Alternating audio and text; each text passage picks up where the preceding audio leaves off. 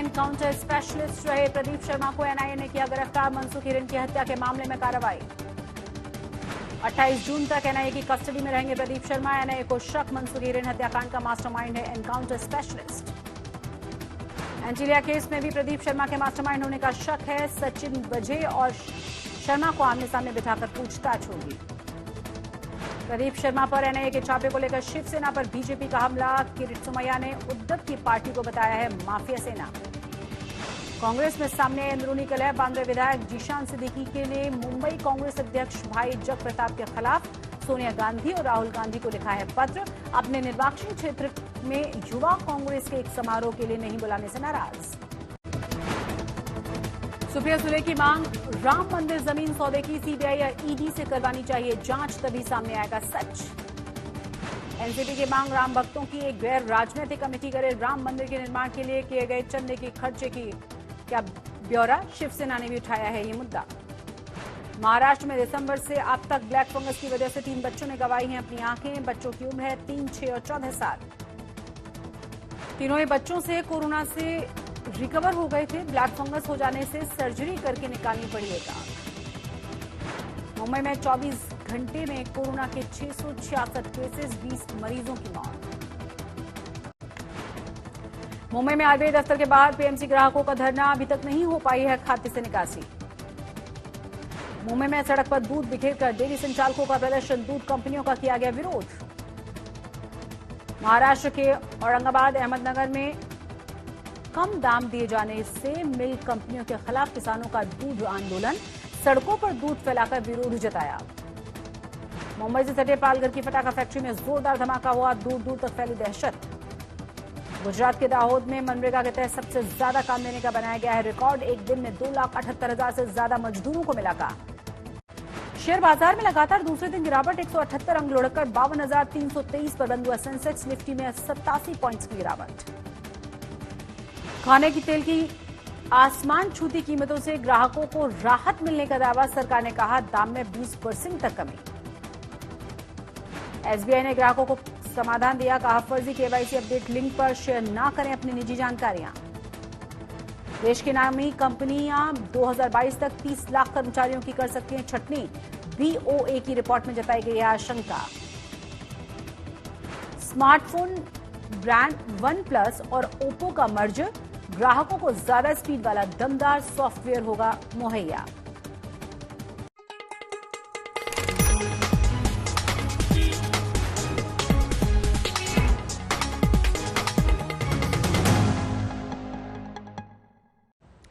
नमस्कार, आप देख रहे हैं आज तक और आपके साथ मैं हूं शशि तुषार शर्मा।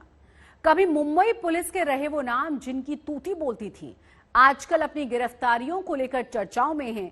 इस लिस्ट में ताजा नाम है एनकाउंटर स्पेशलिस्ट प्रदीप शर्मा का। एनआईए ने प्रदीप शर्मा को एंटीलिया विस्फोटक केस में अरेस्ट कर लिया है। प्रदीप शर्मा अब शिवसेना में हैं और 2019 में शिवसेना के टिकट पर विधानसभा चुनाव भी लड़ चुके हैं।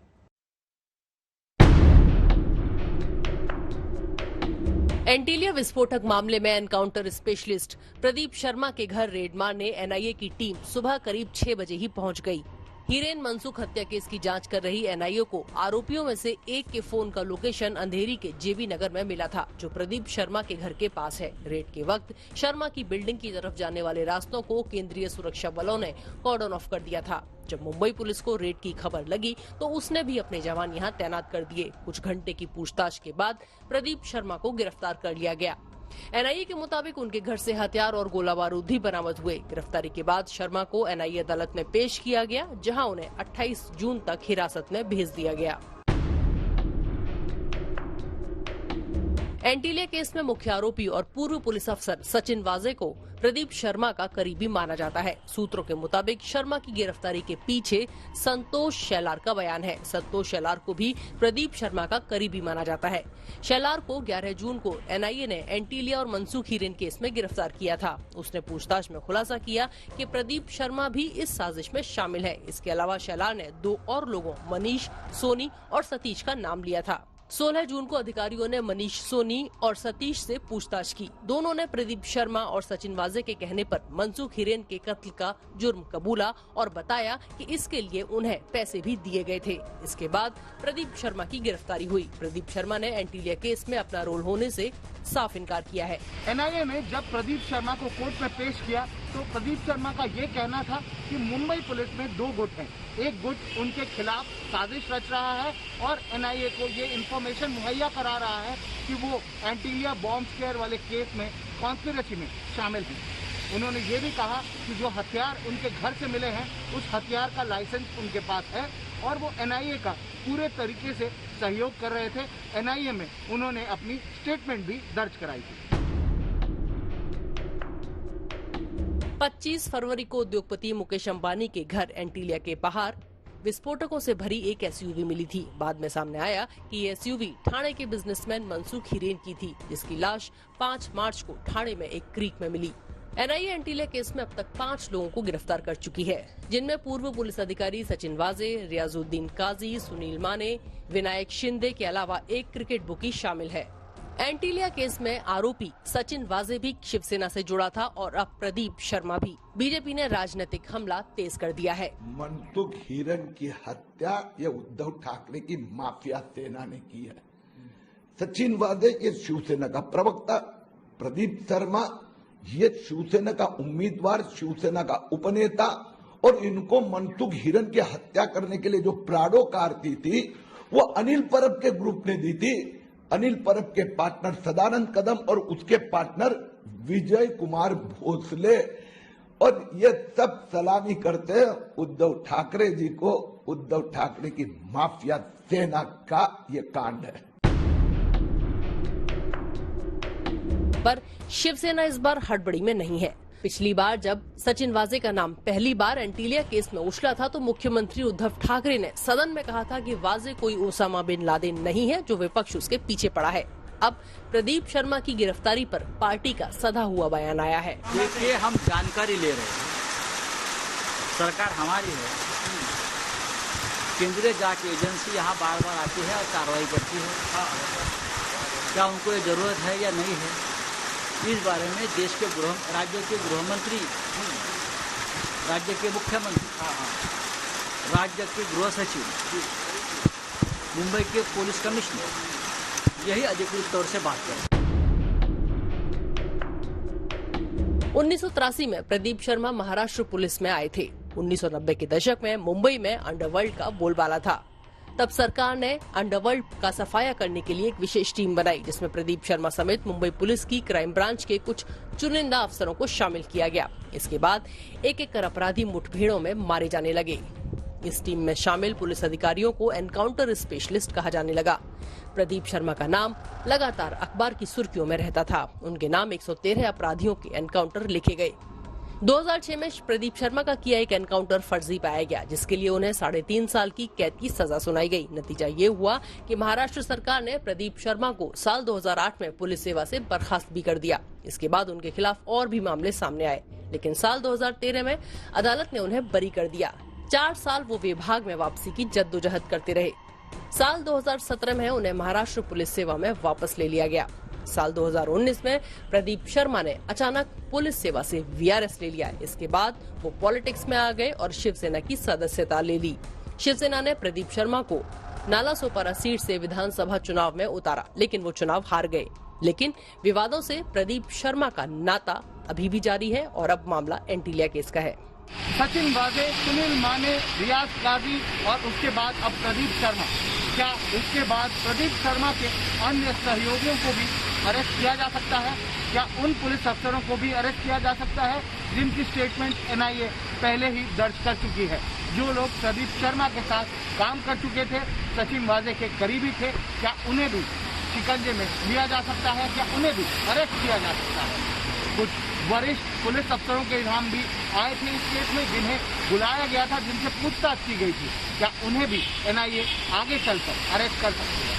एनआईए की जांच फिर से तेजी पकड़ रही है और रेड अभी भी प्रदीप शर्मा के ऑफिसेज और उनके घर पर चल रही है। कैमरा पर्सन किरण सपकाल के साथ दिव्येश सिंह, मुंबई आज तक।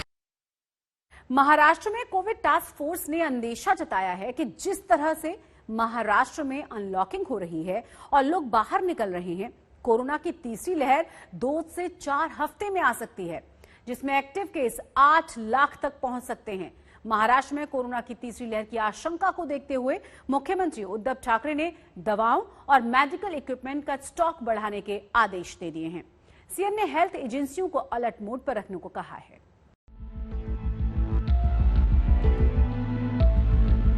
देश भर में कोरोना की सबसे ज्यादा मार झेलने वाले महाराष्ट्र में तीसरी लहर को लेकर एक्सपर्ट फिर से सावधान कर रहे हैं। महाराष्ट्र की कोविड टास्क फोर्स ने चेताया है कि तीसरी लहर में कोरोना के केस पहली और दूसरी लहर से भी ज्यादा हो सकते हैं। कोरोना का नया डेल्टा प्लस वेरिएंट काफी ज्यादा संक्रामक बताया जा रहा है। टास्क फोर्स के मुताबिक लोगों को इस बार काफी सावधानी बरतने की जरूरत है। गुरुवार को मुख्यमंत्री उद्धव ठाकरे ने कोविड टास्क फोर्स के सदस्यों के साथ मीटिंग ली, जिसमें उन्होंने कहा कि पहली लहर में हमारे पास संसाधनों का अभाव था, जो हमने बढ़ाए। दूसरी लहर ने हमें काफी कुछ सिखाया। ये लहर अब घट रही है। इससे सबक लेकर हमें सुनिश्चित करना है कि दवाओं, बेड, ऑक्सीजन और स्वास्थ्य सेवाएं समुचित संख्या में उपलब्ध हों। इस मीटिंग में स्वास्थ्य विभाग ने बताया कि कोरोना की पहली लहर में महाराष्ट्र में 19 लाख केस आए थे, जबकि दूसरी लहर में ये आंकड़ा 40 लाख के पार हो गया। मुंबई से पंकज उपाध्याय के साथ आज तक ब्यूरो। अच्छी बात यह है कि टास्क फोर्स के मुताबिक तीसरी लहर में बच्चों पर कोई खास असर नहीं पड़ेगा। लंबे समय से अंदेशा जताया जा रहा है कि तीसरी लहर बच्चों के लिए खतरनाक साबित हो सकती है। टास्क फोर्स ने और क्या अंदेशा जताया है और तीसरी लहर का सामना करने के लिए सरकार को क्या सलाहें दी हैं, इसे लेकर साहिल जोशी ने बात की है महाराष्ट्र की कोविड टास्क फोर्स के सदस्य डॉक्टर शशांक जोशी से। मुंबई में कोविड की दूसरी लहर कहीं ना कहीं कंट्रोल में आती हुई नजर आ रही है। धारावी जैसे जगह पर 0 केसेस निकलते हुए सामने आ रहे हैं और उसके साथ साथ मुंबई पर जो वायरल लोड था कोविड का, वो भी धीरे धीरे खत्म होते नजर आ रहा है। लेकिन उसके साथ साथ महाराष्ट्र की कोविड टास्क फोर्स ने महाराष्ट्र के मुख्यमंत्री के साथ जो मीटिंग की, उन्होंने एक इशारा दिया है कि मुंबई में तीसरे लहर का खतरा अभी भी बना हुआ है। मुंबई शहर पूरी तरीके से खुला नहीं है। मुंबई में ओपनिंग अप अभी शुरू हो रहा है, लेकिन उसके बावजूद एक ही महीने के भीतर तीसरी वेव का सामना करने के लिए मुंबई कितनी तैयार हो पाएगी, यह कह पाना मुश्किल है। लेकिन क्या सचमुच में इस तीसरी वेव का खतरा मुंबई पर मंडरा रहा है क्या? इस पर बात करने के लिए हमारे साथ महाराष्ट्र कोविड टास्क फोर्स के डॉक्टर शशांक जोशी है। डॉक्टर, सबसे पहला सवाल तो यही होगा कि जो कोविड टास्क फोर्स ने कहा है कि डेल्टा वेरिएंट की जो बात की जा रही है, उसके वजह से मुंबई में अगर ओपनिंग अप जल्द से जल्द किया गया तो एक ही महीने के भीतर तीसरी वेव हो सकती है और यहां पर आंकड़े भी काफी बड़े हो सकते हैं। क्या कहेंगे आप? तो साल जी धन्यवाद और शुक्रिया। 2 चीज हमको मायने रखनी पड़ेगी कि अभी दूसरी वेव लगभग निकल चुकी है मुंबई से और महाराष्ट्र से भी काफी हद तक कम हो चुकी है। लेकिन मुंबई जैसे दिल्ली है, पुणे है, वैसे एक थिक टेल रहता है। तो 500-600-800 केसेस अभी भी आ रहे हैं। तो जब भी थिक टेल आता है और जल्दबाजी में हम ओपनिंग करेंगे, जैसे हमने लास्ट 3 से 5 दिन में देखा है कि लोग मास्क नहीं डाल रहे, बहुत ज्यादा भीड़ हो रही है, पुअरली वेंटिलेटेड एनवायरनमेंट है और कोविड प्रोटोकॉल्स बिल्कुल फॉलो नहीं करेंगे यदि, तो ये दूसरी लहर खत्म होते होते ही तीसरी वेव चालू होने की संभावना हो सकती है। हमें कोई भी परिस्थिति में दूसरी वेव पूरी मिटा के हमको 3 यार्डस्टिक्स फॉलो करना है। एक तो टेस्ट पॉजिटिविटी रेट जो 5% के नीचे 2 हफ्ता रहना चाहिए। 70% लोगों को वैक्सीनेशन करना चाहिए। उसके लिए अभी 3-4 महीने तो लगेंगे। तो तब तक 0 टॉलरेंस टू कोविड प्रोटोकॉल्स और कोविड अप्रोप्रिएट बिहेवियर और मास्किंग रहना चाहिए। लेकिन मुंबई में जो रफ्तार से लोग बाहर आ रहे हैं और जो रफ्तार से लोग कोविड प्रोटोकॉल्स ब्रेक कर रहे हैं, ऐसे ही होता रहेगा तो चिंता की स्थिति बताई गई है। ये हमने वार्निंग दी है कि ये होना नहीं चाहिए और प्रशासन को और लोगों को कोऑपरेट करके थोड़ा सा कोविड अप्रोप्रिएट बिहेवियर और टीकाकरण पे एक ज्यादा ध्यान देके टीकाकरण भी करना चाहिए और साथ ही साथ मास्क भी डालना चाहिए एटलीस्ट ये 6 महीने के लिए। तो ही ये तीसरे वेव का खतरा टल सकता है। बिकॉज हमको सबको मालूम है कि ये दूसरे वेव का जो वेरिएंट था, डेल्टा वेरिएंट जो है या डेल्टा प्लस वेरिएंट जिसमें म्यूटेशन आते हैं, ये क्लस्टर स्प्रेडिंग वेरिएंट है, यानी वो बहुत जल्द फैल जाता है। और इसलिए जो वातावरण है, जो अभी मौसम जो है, वो पानी का मौसम है, बरसात का मौसम है, और इसे पे हमने बहुत ज्यादा भीड़ की, ह्यूमिडिटी बहुत ज्यादा होती है, तो वापस हम तीसरी वेव के आने को बहुत ज्यादा टाइम नहीं लगेगा। ये एक प्रकार की वार्निंग दी है। आपका जो अनुमान बताया गया है टास्क फोर्स का, उसके मुताबिक जैसे फर्स्ट वेव में पीक में महाराष्ट्र में 3 लाख के ऊपर एक्टिव केसेस दिख रहे थे, सेकेंड वेव में यह आंकड़ा बढ़कर 6 लाख तक पहुंच गया था। जो अब आपका प्रेडिक्शन दिखाई दे रहा है वो ये दिखाई दे रहा है कि 8 लाख तक एक्टिव केसेस महाराष्ट्र में हो सकते हैं, मुंबई में हो सकते हैं, और 10% उसमें से 18 के नीचे के जो आयु के लोग हैं वो हो सकते हैं। तो ये प्रेडिक्शन आप कहां से कर रहे हैं? क्या आपको लगता है कि तीसरी वेव ज्यादा फैल सकती है, पहली और दूसरी वेव के मुकाबले तीसरी वेव ज्यादा खतरनाक हो सकती है? नहीं, ये जो आप आंकड़े बता रहे हैं, ये टास्क फोर्स का प्रेडिक्शन बिल्कुल नहीं है। अलग अलग मैथमेटिकल मॉडलर्स ने पब्लिक हेल्थ डिपार्टमेंट में रामास्वामी जी ने वो प्रेजेंटेशन किया था कल मुख्यमंत्री के क्षेत्र में, और उन्होंने ये जताया था कि अलग अलग जो मॉडल्स है उसके मुताबिक उन्होंने ये प्रेडिक्शन किया था। हमारा जो इसमें जो अंडरस्टैंडिंग है कि कोविड ये अनप्रिडिक्टेबल वायरस है, और ये जो आंकड़े आते हैं और जो भी अभी तक मॉडलिंग हुआ है वो कभी भी सही नहीं हुआ है, एक्यूरेट नहीं हुआ है, क्योंकि ये 2 चीज पे प्रतिबंध रहता है, एक तो वायरस का बिहेवियर और दूसरा हमारे ह्यूमन बींग्स का बिहेवियर, और ये दोनों बिहेवियर्स का बराबर संतुलन नहीं होगा तो ये आंकड़े हो सकते हैं। तो हमारा जो अनुमान है कि ये जो पीडियाट्रिक वेव की शक्यता है वो कम लगती है, लेकिन हमको तैयारी रहनी चाहिए। लेकिन आयु जो है 20 से 40 आयु में ये इसका प्रादुर्भाव ज्यादा हो सकता है, ये निश्चित तय है। और दूसरी बात जो हमने जताई थी कल कि अभी ये जो वायरस है लेस एक्सपोज लोगों में ज्यादा होने की संभावना है। जैसे आपने अभी बताया कि धारावी में 0 केसेस है, लेकिन धारावी का जो एंटीबॉडी प्रेवलेंस है, एक्सपोजर प्रेवलेंस है, वो कम हो रहा है। तो हमने ये बताया कि सीरो सर्वे करना चाहिए, हर जिला महाराष्ट्र का सीरो सर्वे करके हमको एक पता चलेगा कि एक्सपोज पॉपुलेशन कितना है, ससेप्टेबल पॉपुलेशन कितना है। जो अपने यहाँ पे लोगों को बिल्कुल वायरस का एक्सपोजर नहीं हुआ है उनको रिंग फेंस करके प्रोटेक्ट करना बहुत जरूरी है। और ये पॉपुलेशन में ये जो तीसरी जो लहर बोलते हैं वो आने की संभावना बहुत ज्यादा है। हमको लगता है कि शायद मिडिल क्लास के जगह लोअर सोशियो इकोनॉमिक स्टेटस में आने की संभावना ज्यादा है, और दूसरा आयु जो है 20 से 40 में आने की संभावना ज्यादा है। पीडियाट्रिक वेव के लिए हम तैयार है, लेकिन उसमें आने की संभावना थोड़ी कम लगती है। यह बहुत अच्छी खबर है एक तरीके से देखा जाए तो। लेकिन आज की स्थिति में अगर हम देखें तो महाराष्ट्र में अब ओपनिंग अप शुरू हुआ है। महाराष्ट्र में अलग अलग लेवल में सिटीज को रखा गया है, उनका पॉजिटिविटी रेट और ऑक्सीजनेटेड बेड्स कितने अवेलेबल है उसके आधार पे। उसके लिहाज से अगर देखा जाए तो फिलहाल मुंबई लेवल 3 में मानी जा रही है। उसके मुताबिक मुंबई में थोड़ा थोड़ा ओपनिंग अप भी हो रहा है।